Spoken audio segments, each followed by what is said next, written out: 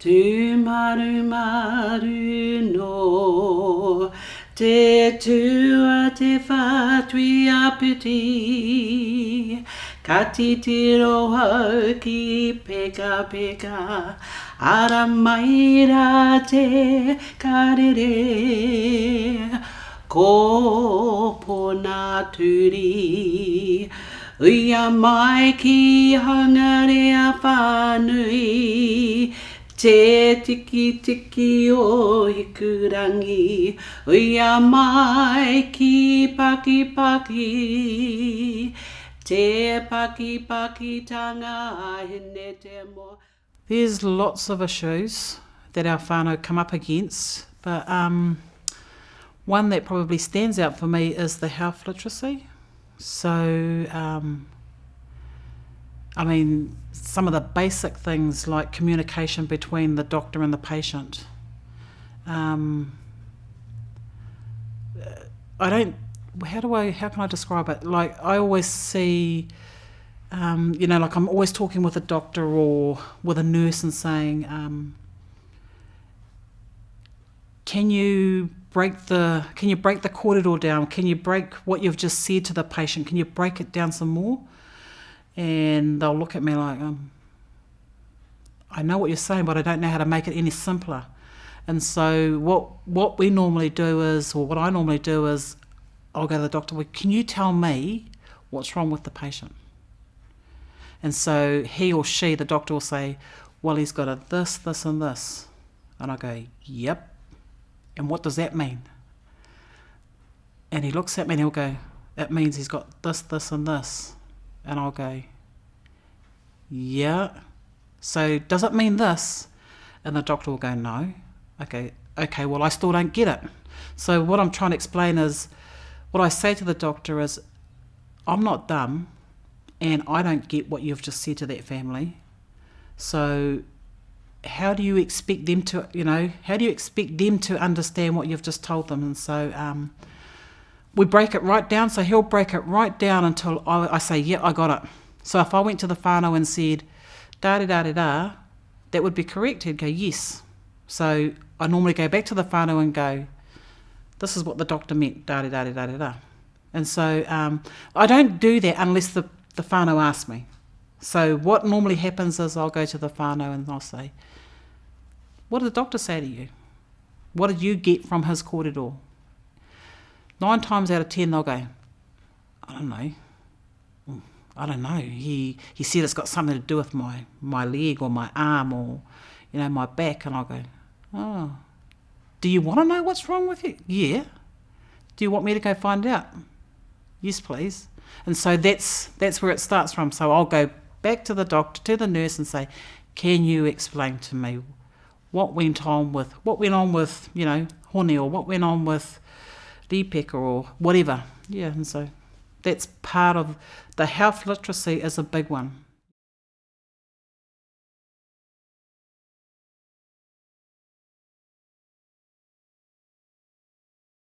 So also in my role, I work with the Pacific Island groups, and I'll work with anybody if they request that I help them out. So one day I was on the ward and I had this PI, Pacific Islander, come up and ask me if I'd work with her whānau, and I says, yeah, okay.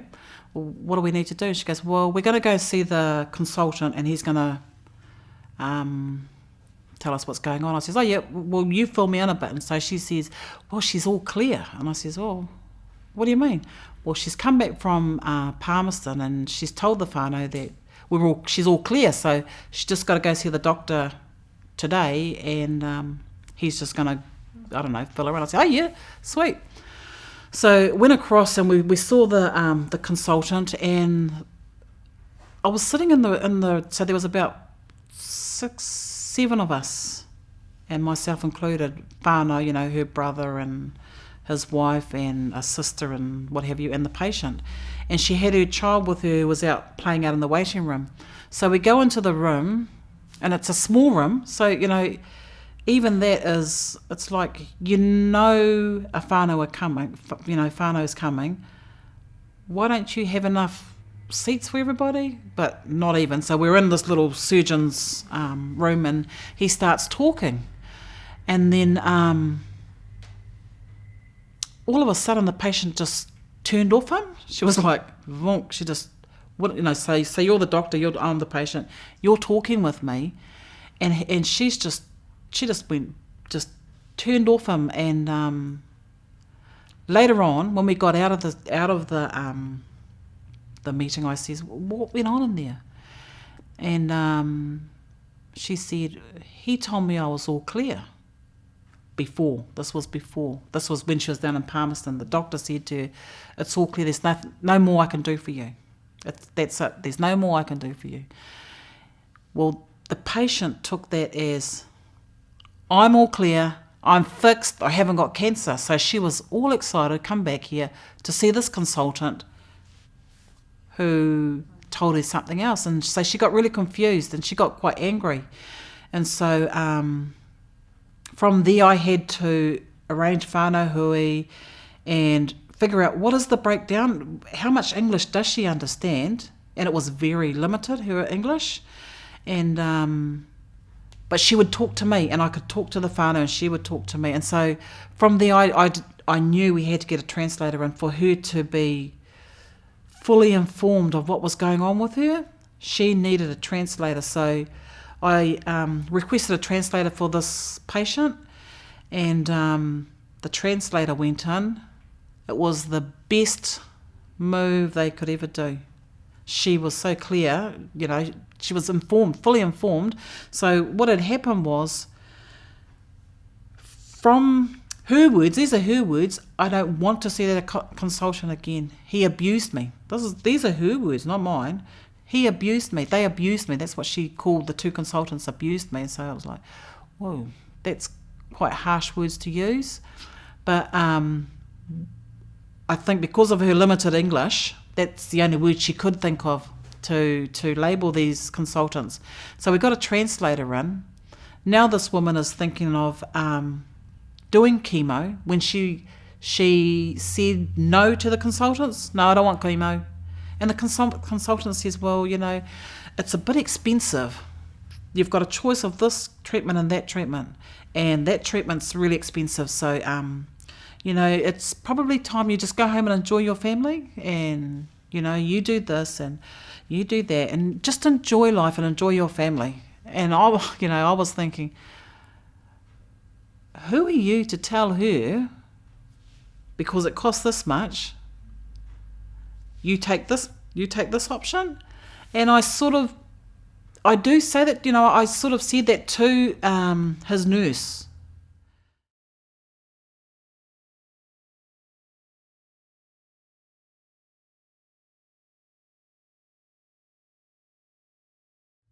Yeah, so I can get into some challenging situations myself, whereby it's like, why are you judging this family? Because they're a Pacific Island, you naturally assume that they've got no money. He didn't look at, because they talked about their belief. They were very, right into the church. They're very, their God is powerful, how they believe in God, and they wanted to look at all these other options. They didn't need this doctor saying, well, you can't afford that one, so we won't look there. Or he didn't even give them, there's this service that you can look at, because it was, in his mind, too far fetched for the whānau to be even looking at paying that much money for the service. Well, anyway, to cut a long story short, when the translator came in, she told the whānau, take the option of treatment. She advised treatment. And it's like, what? You got a doctor saying blah, blah, blah, and you got this translator believing, you have every right. It's like, she's young. This woman's only 42. Wouldn't you want to fight? She's got a child, she's got a husband. Who wants to die? Who wants to go home and give up? You're going to go for every option. She's got a big whānau who can support her financially. It's just sad that sometimes we sometimes people are just narrow-minded, you know, and just, yeah, I don't know how to put it any other way. I just see them as, you may be a doctor, and yes, you have your rights as a doctor, but we are a whānau who can make decisions, who can come together as a group, as a whānau, and awhi each other and support each other to get through these hard times, you know. I mean, it wouldn't be easy for me to say, yep, okay, I accept that. No way. I'll fight to the bitter end, you know, if it was me in that position. I'd go to the next person and go to the next person and go to the next person. Help me, help me, help me. No, I don't want to hear that. I don't want to hear go home, Creator, and die. I want to hear let's try this, let's try that. Because I bet you if it was his wife or his daughter, and I actually challenged the nurse, like, if it was your wife or your daughter sitting in that seat, would you let her just walk away and say, okay, he told me to go home and die? I doubt it. I'd be fighting for it.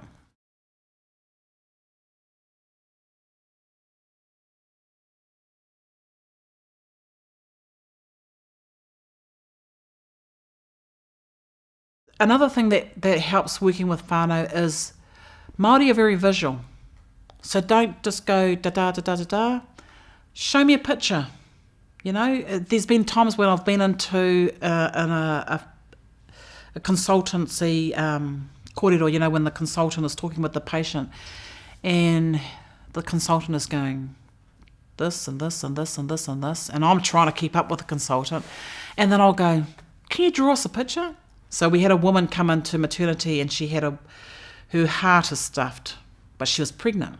And so they were concerned that her heart mightn't hold out when she had this baby.